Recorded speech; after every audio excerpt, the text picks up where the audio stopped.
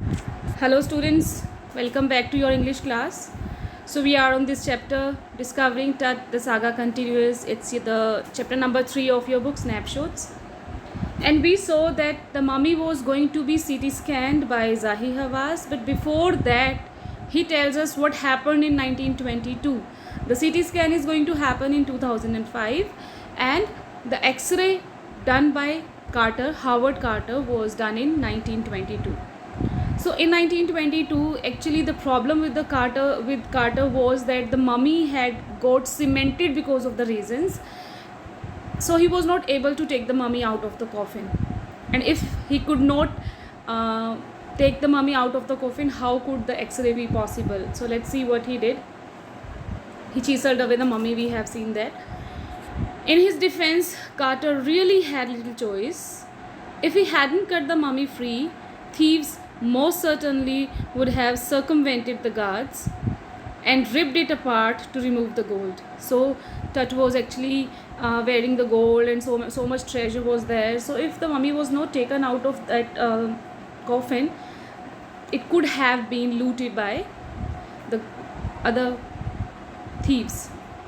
In Tut's time, the royals were fabulously wealthy, and they thought or hoped they could take their riches with them. So this was their perspective. Why they buried their loved ones with expensive things? Because they thought that they could take their riches to another world. For his journey to the great beyond means afterlife, King Tut was lavished with glittering goods, precious collars, inlaid necklaces and bracelets, rings, amulets, a ceremonial apron, sandals, sheaths for his fingers and toes, and the now iconic inner coffin and mask, all of pure gold. So these all included his treasure. To separate Tut from his adornments, he was wearing so many things, and those were cemented due to resins. So to separate Tut from his adornments, Carter's men removed the mummy's head and severed nearly every major joint. So the body was separated from joints. Once they had finished, they reassembled the remains on a layer of sand in a wooden box with padding that concealed the damage and the bed where Tut now rests. So the body was separated from the joints, and then it was laden in a wooden box. Archaeology has changed substantially in the intervening decades. From 1922 to now 2005, it is very much changed, focusing less on treasure and more on the fascinating details of life and intriguing mysteries of death. So what are the truths hiding behind royals' death or the death of some important ones? So now the archaeology works on this. Earlier it used to work on the things, but now it works on life and death. It also uses more sophisticated tools, including medical technology. In 1968, more than 40 years after Carter's discovery, Carter's body was discovered in 1922, as I have told you. So in 1968, an anatomy professor x-rayed the mummy and revealed a startling fact, which creates sensation, surprise.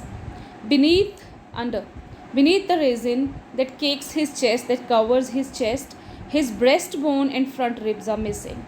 So some anatomy professor, name is not given, in 1968 he just revealed this fact that his breastbone and his front ribs were missing. Today, diagnostic imaging can be done with computed tomography, or in short we know it CT, by which hundreds of x-rays in cross section are put together like slices of bread, layer and layer, to create a three-dimensional virtual body. What more would a CT scan reveal of Tut than the X-ray? So that was the question. Okay, everybody was thinking the X-ray has revealed that his some body parts are missing. What is a CT scan going to do? And could it answer two of the biggest questions still lingering about him, still hanging about him? How did he die? And how old was he at the time of his death? Okay, so this was the question in everybody's mind in 2005 when the CT scan was going to be done. So it was questioned whether the CT scan would make these two questions clear. King Tut's death, was a big event. Why? Even by royal standards. He was the last of his family's line, okay? And his funeral was the death rattle of a dynasty. So after him, there was no successor. There was no heir. He was so young, he didn't have any son, and nobody else was there who could take the seat. So his end was not the end of only an individual, it was the end of the dynasty. But the particulars of his passing away, his death, and its aftermath, what happened after him, are unclear. So now let's see about King Tut's life, we can say. Amenhotep III. Tut's father or grandfather, we are not clear. Okay, no clues, nothing. He may be father or grandfather. Was a powerful pharaoh, king, who ruled for almost 4 decades, 40 years, at the height of the 18th dynasty's golden age.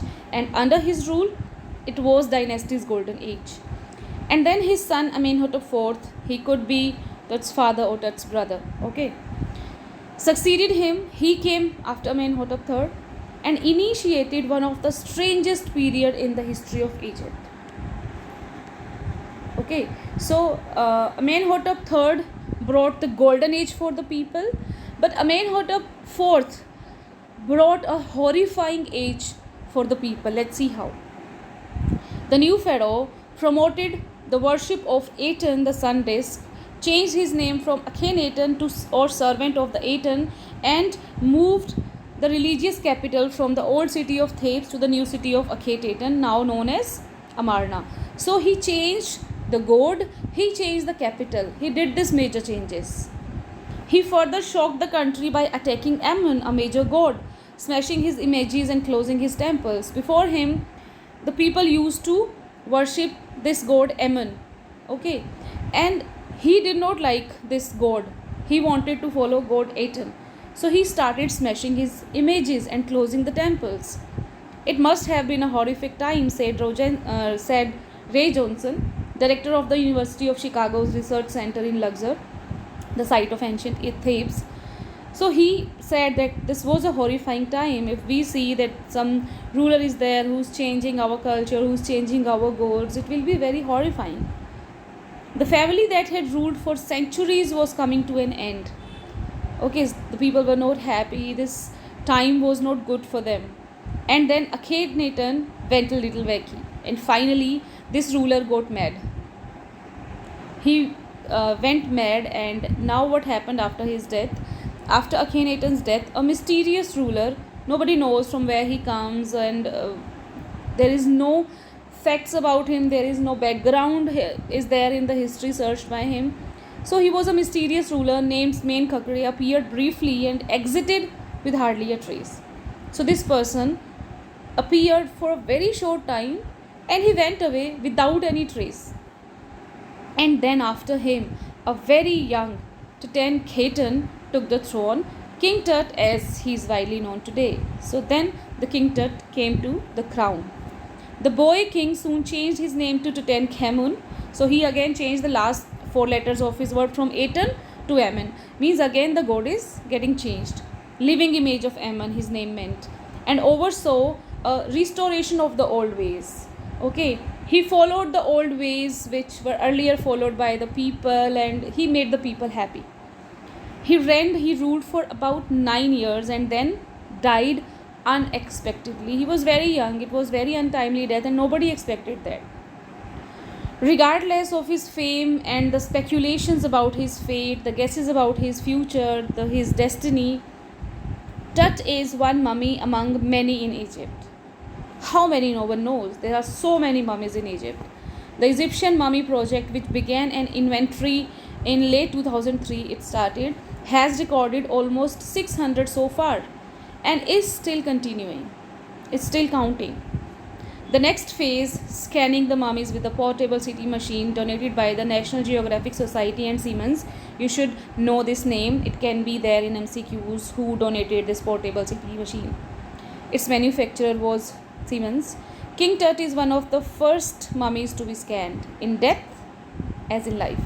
So he was the first one to be the ruler at such a young age, and he was the first one to be scanned. So he was again always ahead, moving regally ahead of his countrymen. So many rulers were there before him, so many people, so many mummies are there in Egypt, but he is the first one to be CT scanned. A machine scanned the mummy head to toe. So King Tut's mummy is getting scanned, creating 1700 digital X-ray images in cross section. Tut's head scanned in 0.62 millimeter slices to register its intricate structures. Okay, so complete structures are to be seen, takes on eerie detail in the resulting image. So it's very clear, outstanding detail is there in the images, with Tut's entire body similarly recorded. So his each and every body part was scanned like this. A team of specialists in radiology, forensics, and anatomy began to probe, search the secrets that the winged goddess of a gilded burial shrine protected for so long. So there was a goddess, okay, made on the top of the coffin, and it is believed that this goddess was protecting Tuts for so many years. The night of the scan, workmen carried Tut from the tomb in his box like pallbearers. Pall is kind of vehicle जिसके ऊपर bride को बिठा कर लेके जाते हैं, पालकी बोलते हैं हिंदी में इसको. So like pall bearers, they climbed a ramp and a flight of stairs into the swirling sand outside. So outside, due to wind, the sand is swirling and they are carrying Tut's mummy to that CT scan room. Then these men rose on a hydraulic lift into the trailer that held the scanner. So in this way they reached that final the room where the scanner was. 20 minutes later, two men emerged from that trailer, sprinted, ran for an office nearby, and returned with a pair of white plastic fans. The $1 million scanner had quit because of sand in a cooler fan. Okay, so it was the wind speed was so much that the sand was getting into cooler fan, and so expensive machine quit. Curse of the Pharaoh, joked a guard nervously. A guard who was actually getting nervous, but in a joking way he said, "It may be a curse of Pharaoh that this scanner has stopped working." Eventually, the substitute fans worked well. Those plastic fans worked well enough to finish the procedure. After checking that no data had been lost, the technicians turned Tut over to the workmen, who carried him back to his tomb. So finally, the Tut's mummy went back to the tomb after the CT scan. Less than 3 hours after, he was removed from his coffin. The Pharaoh again rested in peace, where the funerary priest had laid him so long ago. So he was again in that his previous place. Back in the trailer, a technician pulled up astonishing images of Tut on a computer screen. So now all the data was recorded in that, and they could see each and every image. A grey head took shape from a scattering of pixels. So there were pixels and they gathered and it was the shape of the head. And the technician spun, twisted and tilted it in every direction. Neck vertebrae appeared as clearly as in an anatomy class. Other images revealed a hand, several views of the rib cage, and a transection of the skull. But for now, the pressure was off. Sitting back in his chair, Zahir smiled, visibly relieved. He was very much relieved that nothing had gone seriously wrong. Everything was good with Tut's mummy. Nothing was wrong. "I didn't sleep last night, not for a second," he said. He was so nervous what would be the results of the CT scan, so he could not sleep last night. "I was so worried, but now I think I'll go and sleep." So this is the outer lid mural in King Tut's tomb, showing King Tut with Osiris, the god of the afterlife. So this kind of image is there in Tut's tomb. Last is, by the time we left the trailer, descending metal stairs to the sandy ground, the wind had stopped. The winter air lay cold. So everything is getting normal. Okay, the wind has stopped, the winter air lay cold and still like death itself in this valley of the departed. So they were in the Valley of the Kings, a kind of cemetery. Just above the entrance to Tut's tomb stood Orion, the constellation that the ancient Egyptians knew as the soul of Osiris, the god of the afterlife, watching over the boy king. So this we have seen the mural, and on the just above the entrance to Tut's tomb, this is Orion, and Orion is said to be a constellation, and Orion is said to be the soul of Osiris, and Osiris is the god of afterlife. Okay, so this was the text. In the next video we'll discuss the MCQs and question answers. Have a good day.